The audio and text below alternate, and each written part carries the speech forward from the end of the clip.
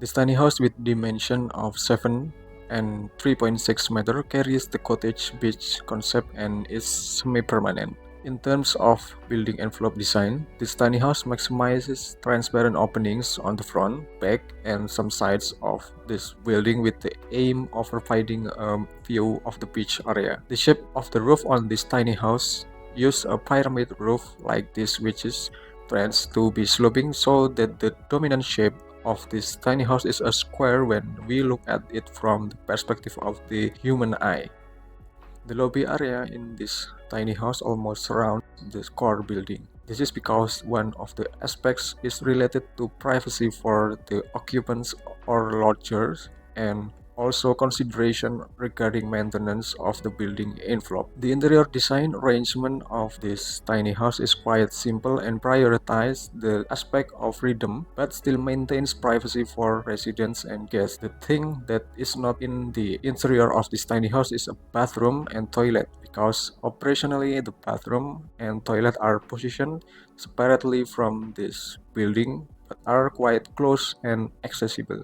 With a concept like this, the interior of a tiny house with a cottage beach concept feels quite spacious and exclusive, but can still accommodate household needs such as a clean kitchen inside. Almost all the interiors, especially the furniture in this tiny house, are quite luxurious. This is due to the fact that this tiny house prioritizes services and pampering the guests who rent this tiny house for vacation. This part of the stairs is permanent and quite luxurious, unlike other tiny houses which prioritize and cost aspect.